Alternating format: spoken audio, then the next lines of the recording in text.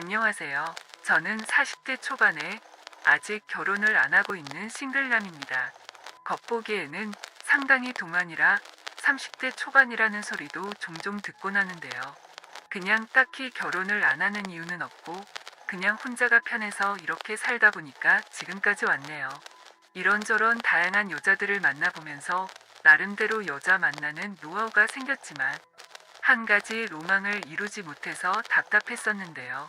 바로 발레하는 여자를 만나는 거였습니다. 정말 마음속 깊이 간직해왔던 꿈이 바로 발레를 하는 사람과의 진한 사랑을 하는 건데 아무래도 어릴 때 발레했던 사람을 좋아한 적이 있어서 이렇게 생각하는 게 아닌가 싶습니다. 얼마 전에 좋은 계기로 발레하는 사람을 만나게 돼서 이렇게 기쁜 마음에 사연을 보내봅니다. 대학 다닐 때 아는 선배가 발레 전공을 하던 사람을 만났었는데 그러더라고요. 지금까지 만나본 여자 중에 가장 유연하고 쫄깃하다. 이렇게 다소 더럽게 시작된 이야기가 자세히 들어보니 정말 장난이 아니더라고요. 여러 가지 장점이 많았습니다.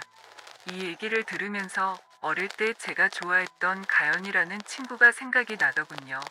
교회 다니다가 어떻게 알게 된 친구인데 발레를 했습니다. 어릴 때부터 그 친구가 발육이 남달랐는데 성격이 괴팍해서 짝사랑하다가 금방 포기했었죠.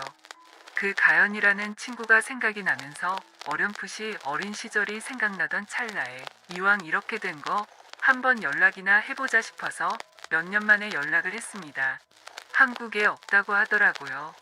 발레하는 사람들은 한국에서 먹고 살기 힘들어서 외국 무용단에 들어가서 활동을 한다는 말을 듣고 그 친구도 그렇게 떠나갔다고 생각했습니다.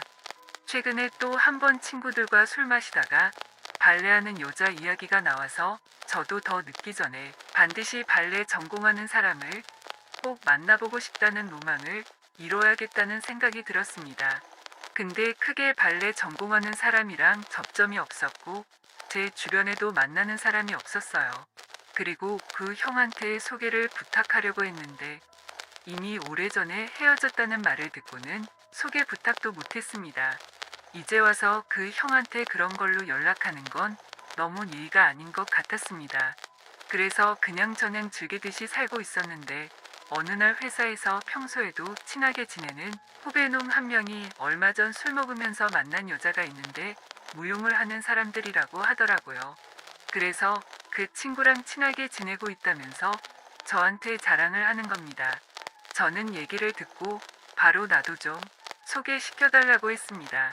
자리 좀 주선해달라고 했어요. 얘기 들어보니까 제 후배 녀석은 그 여자와 잘 될 생각이 딱히 없어 보였습니다. 그래서 마음 바뀌기 전에 제가 낚아채야겠다는 생각이 들었고 잘 되면 진짜 거하게 쏘겠다고 도장을 팍팍 찍어놨습니다. 회사 후배놈은 알겠다며 좀 기다려보라고 했습니다. 연락처 받은 여자가 있으니까 한번 물어보겠다고요. 후배놈이 그 여자에게 연락을 해서 2대2로 같이 술이나 먹자고 약속을 잡았다고 했습니다. 저는 후배를 끌어안으며 소리를 쳤습니다. 이건 정말 대박이다. 진짜 무조건 잘해보겠다며 고맙다고 그날 점심에 저녁까지 제가 썼습니다. 어떻게든 더 나이 들기 전에 발레하는 여자와의 질펀한 사랑 이야기를 한번 만들어 보겠다고 다짐하면서 약속 날짜가 되기만을 기다렸습니다. 불금에 만나기로 했어요. 약속된 금요일이 되었고 동기놈이랑 눈빛을 주고받은 후에 칼퇴근을 했습니다. 차를 끌고 약속 장소로 갔어요. 멀리서부터 보는데 발레하는 사람들 특유의 아우라를 가지고 있더라고요. 그 특유의 팔자걸음이라고 해야 하나? 서 있는 자세가 지나치게 어깨를 펴고 있다고 해야 하나? 그런 느낌이 있습니다. 정말 1%도 구부정하다는 느낌이 없더군요. 발레하는 사람들의 올곧고 바른 자세 하나는 정말 인정해줘야 한다고 생각합니다. 그렇게 어색한 첫 만남을 하고 나서는 뜨끈하고 시원하게 유명한 감자탕 가게에서 소주 한잔 했습니다. 아주 술이 술술 넘어가더라고요. 동기가 연락하는 여자도 이쁘장하게 생겼는데 그 친구가 데리고 온 여자도 여성스러우면서 단아한 게 무용하는 사람의 그 우아함을 가지고 있어서 완전히 딱이다 싶었어요. 마음에 들었습니다. 그래서 저는 꼭 잡아야겠다 생각을 했어요. 안 그러면 언제 또 무용하는 사람을 만나서 해보겠나 싶었습니다. 아시다시피 제가 어릴 때부터 무용하는 친구를 마음에 담아둔 이후로 지금까지 쭉 무용하는 사람을 만나고 싶었는데 그게 참 살다 보니 뜻대로 안 되는 거 아니겠습니까? 어쩌면 이 기회가 제 인생의 마지막 기회라는 생각으로 그 자리를 열심히 임했습니다. 나 정도면 제법 괜찮은 사람이라는 걸 계속 어필하면서 인상 좋게 웃으면서 즐거운 분위기 속에서 이야기하며 술을 연신 마셨습니다. 서로 통성명도 하고 지금 하는 일은 뭐냐 물으면서 대화를 이어나갔죠. 옥수라는 이름을 가진 그녀는 원래는 발레를 전공하고 있었는데 한국 무용 쪽으로 진로를 바꿔 지금 아이들을 가르치고 있다고 하더라고요. 이름이 참 특이했죠. 근데 정말 단발머리가 잘 어울리는 아름다운 아가씨였습니다. 안 그래도 지금 발레를 하건 한국 무용을 하건 뭐가 중요하겠습니까? 저는 이 여자가 미국 무용을 하더라도 좋아할 것 같았거든요. 어차피 유연해야 하는 것들인데 한국 무용을 한다고 하니 더 단아해 보이는 것 같았습니다. 괜히 애국심이 있는 친구라고 생각하니 그런 부분조차도 더 좋아 보였습니다. 발레도 그렇고 한국 무용 공연도 몇 번 보러 간 적이 있어서 그때 이야기를 하면서 더 가까워지려고 노력했습니다. 얘기를 나누다 보니 잘 맞는 것 같았어요. 한참 먹으면서 이 차는 어디를 갈까 얘기를 하고 있었습니다. 간단하게 볼링 치러 가는 건 어떠냐고 하니 다들 좋다고 하더라고요. 옥수 씨는 볼링은 한 번도 안 쳐봤다고 요새 주변에서 많이 하던데 자기도 해보고 싶었다고 하더라고요. 제가 또 한 볼링하기 때문에 이번에 알려주면서 많이 가까워져야겠다고 생각했습니다. 볼링장에 가서 팀을 나눠 게임비 내기를 하기로 했어요. 옥수 씨는 자기 때문에 지면 어떻게 하냐고 걱정을 하더라고요. 무대 위에서는 누구보다 프로페셔널하게 아름다운 몸짓을 하는 아가씨가 이렇게 사석에서 약한 모습을 보이며 저를 올려다보는 그 눈빛이 얼마나 사랑스럽던지 참 좋더군요. 저는 남자답게 저만 믿으라고 걱정하지 말라고 얘기해줬습니다. 볼링을 알려주면서 괜스레 스킨십을 좀 더 과감하게 했습니다. 알려주니까 생각보다 잘하더라고요. 운이 좋았던 건지 스트라이크도 한 번 했습니다. 스트라이크하고 눈이 동그래져서 엄청나게 기뻐하면서 폴짝폴짝 뛰는데 너무 귀엽더군요. 잘했다고 가서 안아서 들어 올렸습니다. 저도 관심 있다고 어필하기 위해 오바를 좀 했죠. 볼링 내기에서는 저희가 아쉽게도 졌습니다. 아무래도 옥수 씨가 처음 치는 거다 보니까 점수가 많이 빠졌어요. 그래도 제가 어느 정도 커버를 해서 총점에서는 크게 차이가 나진 않았습니다. 옥수 씨는 괜히 자기 때문에 져서 미안하다고 연신 사과를 하더라고요. 저는 이런 상황쯤은 충분히 예상했기 때문에 승부욕에 불타올랐지만 그래도 괜찮다면서 여유로운 모습을 보여줬습니다. 오히려 처음 해보는 것 치고는 굉장히 잘하는 편이라고 앞으로 종종 나랑 치러 다니면 되겠다는 말도 했습니다. 그러면서 오늘 게임비는 제가 낼 테니까 다음에 밥 한번 사달라는 말도 했죠.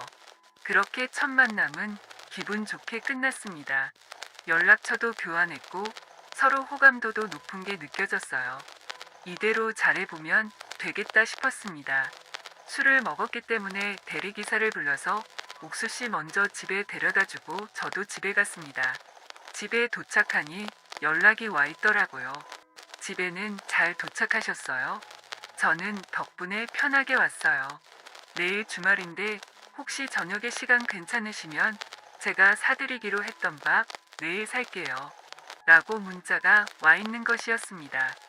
드디어 됐다는 말을 하면서 방 안을 폴짝폴짝 뛰어다녔습니다.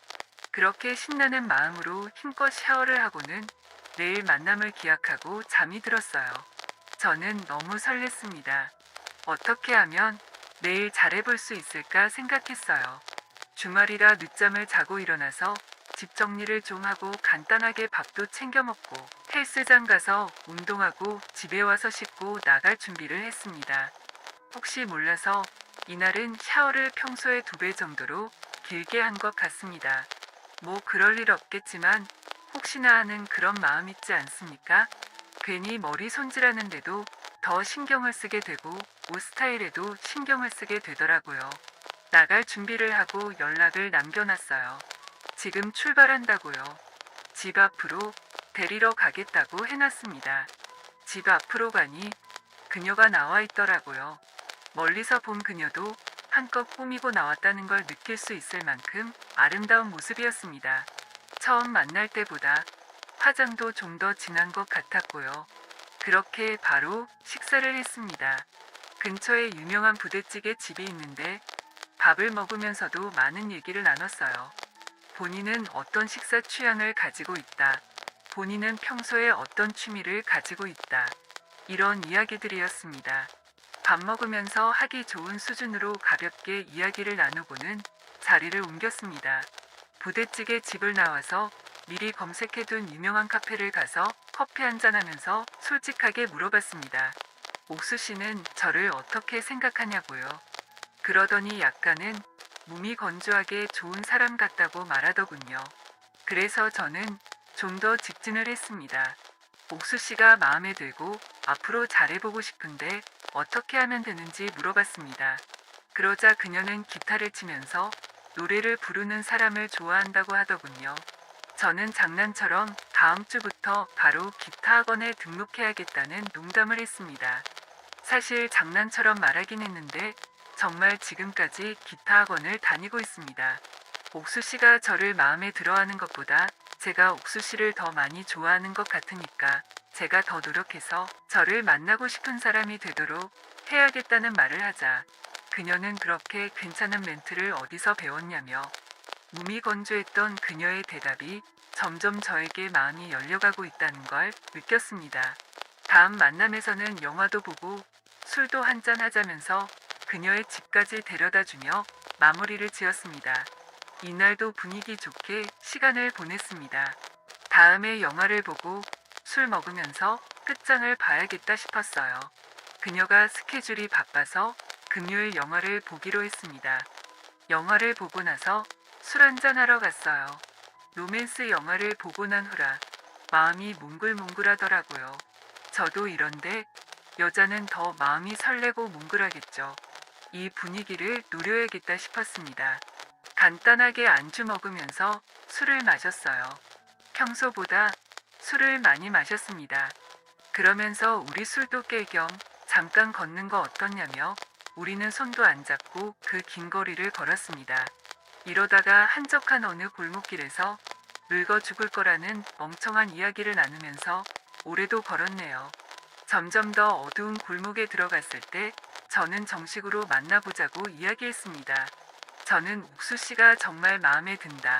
얘기도 잘 통해서 좋다는 말을 했습니다. 그러자 그녀도 제가 좋다는 말을 했습니다. 그렇게 정식으로 만나자는 제안에 그녀는 수줍게 고개를 끄덕였어요. 저는 그런 수줍은 그녀에게 다가가 키스를 했습니다. 키스를 하고 저희는 모텔로 향했어요. 역시 로맨스 영화를 보기를 잘한 것 같습니다.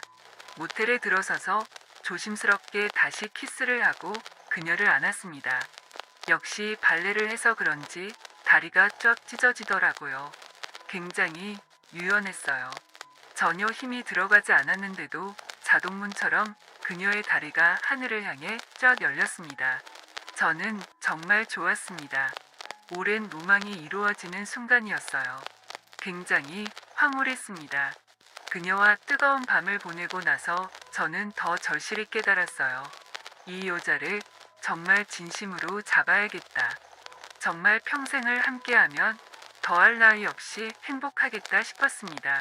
그래서 저는 아직까지도 그녀에게 납작 엎드려 맞춰주면서 연애를 이어가고 있습니다. 저의 어린 시절에 마음속에 들어왔던 어떤 한 소녀 때문에 생긴 로망스가 이렇게 평생 갈 줄 몰랐습니다. 그리고 그 로망스가 비로소 이루어지는 이 순간 저는 천국에서 살고 있는 것 같습니다.